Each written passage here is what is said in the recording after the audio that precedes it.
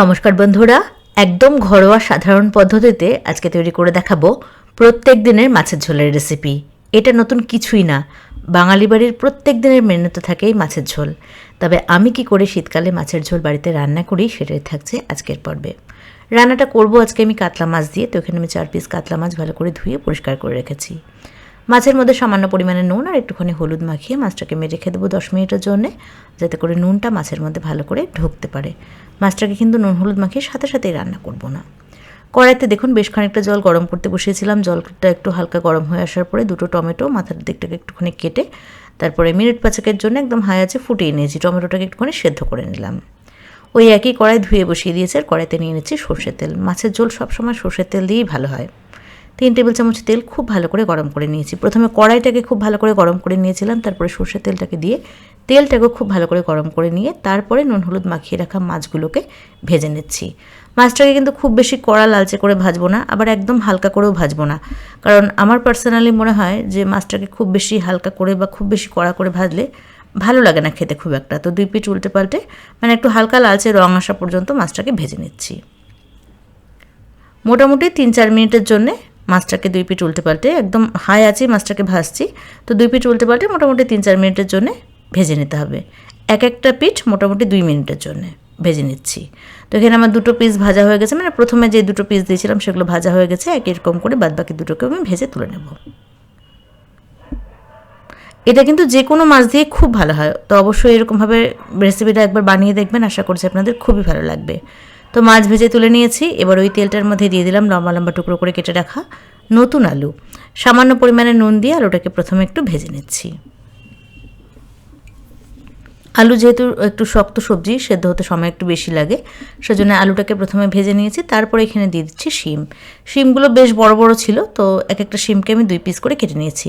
কারণ বেশি বড় বড় শিম যদি গোটা গোটা রান্না করা হয় তাহলে কিন্তু রান্না করতেও অসুবিধা হয়, আর তেল মশলাও ভালো করে শিমের মধ্যে ঢুকে না। সেজন্যই আমি মধ্যেখান থেকে শিমটাকে কেটে তারপরে আলুর সাথে মোটামুটি আরও 3-4 মিনিটের জন্য শিম আর আলু ভেজে নিয়েছি। সবজিটাকে একটু হালকা করে ভেজে তুলে নিলাম। এবার কড়াইয়ে যেটুকু তেল ছিল সবজি আর মাছ ভাজার পরে তার মধ্যে দিয়ে দিয়েছি আরও 1 টেবিল চামচ তেল। আর এখানে দিয়ে দিলাম প্রায় 2 টেবিল চামচ মতন গোটা জিরে ফোড়নের জন্য। 2টো শুকনো লঙ্কা ছিঁড়ে দিয়ে দিয়েছি আর 2টো তেজপাতা ছিঁড়ে দিয়ে দিলাম। ফোড়নটাকে কয়েক সেকেন্ডের জন্য একটু ভেজে নিচ্ছি। তো জিরে, শুকনো লঙ্কা আর তেজপাতা ভাজার খুব মিষ্টি একটা সুগন্ধ বেরিয়েছে। এবার এখান থেকে মোটামুটি 70% জিরে আর শুকনো লঙ্কা তেজপাতা আমি তুলে নিলাম। এটা কি করব সেটা পরে দেখাচ্ছি। একটু ফোড়ন আছে, তো এর মধ্যে দিয়ে দিলাম টমেটো। যে টমেটো 2টো আমি সেদ্ধ করে নিয়েছিলাম সেটাকে খোসা ছাড়িয়ে হাত দিয়ে চটকে নিয়েছিলাম, মিক্সিতে দিইনি, হাত দিয়ে চটকে নিয়েছিলাম, তো সেটা দিয়ে দিলাম। আর 2টো কাঁচা লঙ্কা ভেঙে দিয়ে দিলাম। এই কাঁচা লঙ্কাগুলো ভীষণ ঝাল, তো সেজন্য আমি 2টোই দিয়েছি। ঝালটা অবশ্যই আপনারা নিজেদের স্বাদ অনুযায়ী দেবেন। এবার টমেটোটাকে দিয়ে মোটামুটি 3-4 মিনিটের জন্য মিডিয়াম আঁচে ভালো করে কষিয়ে নিয়েছি। এবার দিয়ে দিচ্ছি 1/2 চামচ জিরে গুঁড়ো, কাশ্মীরি লঙ্কার গুঁড়ো 1/2 চামচ আর হলুদ 1/2 চামচ। অল্প পরিমাণে একটুখানি চিনি দিয়ে দিলাম। আর যাচ্ছে এখানে সামান্য একটুখানি নুন কিন্তু আর একটু লাগবে, তো সেটা আমরা পরে দেব। এবার সব কিছুকে খুব ভালো করে কষিয়ে নিচ্ছি। যদি মনে হয় মশলাটা একটু শুকনো লাগছে তাহলে অল্প পরিমাণে জল দিয়ে খুব ভালো করে মশলাটাকে কষাতে হবে। মশলাটা যত ভালো করে কষানো হবে রেসিপির টেস্ট কিন্তু ততই ভালো হবে। তো এখানে আমি মশলাটাকে খুব ভালো করে কষিয়ে নিয়েছি। দেখতেই পাচ্ছেন তেলটা কিন্তু ছাড়তে শুরু করেছে। এবার শিম আর আলু ভাজাটা দিয়ে দিলাম। অল্প জল দিয়ে শিম আর আলুটাকেও সব মশলার সাথে খুব ভালো করে কষিয়ে নেব। কষাতে কষাতেই সবজিটা মোটামুটি সেদ্ধ হয়ে যাবে। মোটামুটি 80-90% কিন্তু সবজিটা সেদ্ধ হয়ে যাবে কষাতে কষাতেই। ঠিক এইরকমভাবে বেশ ভালো করে সময় নিয়ে কষিয়ে নিতে হবে। তো এখানে আমি সব কিছুকে খুব ভালো করে কষিয়ে নিয়েছি। এবার দিয়ে দেবো গরম জল। জলটাকে অবশ্যই গরম করে নিয়ে তারপরে দেবেন। আর ঝোলটা কতটা রাখতে চাইছেন সেই অনুযায়ী জলটা দিতে হবে। তো এখানে আমি 2 কাপ মতন গরম জল দিয়েছি। একটু পাতলাই রাখবো ঝোলটা, তো সেটা বুঝেই জলটা দিলাম।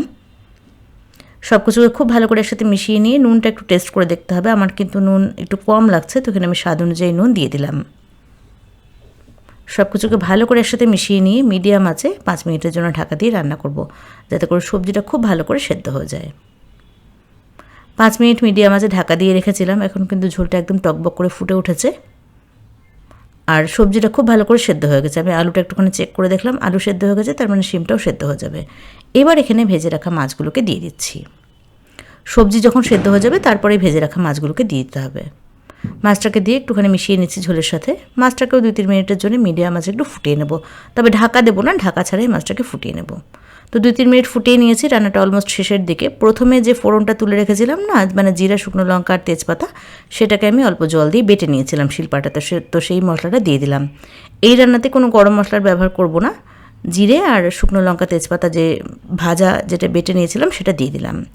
তো সব কিছুকে খুব ভালো করে মিশিয়ে নিয়েছি, ব্যাস তৈরি হয়ে গেল একদম সহজ সাধারণ মাছের ঝোল।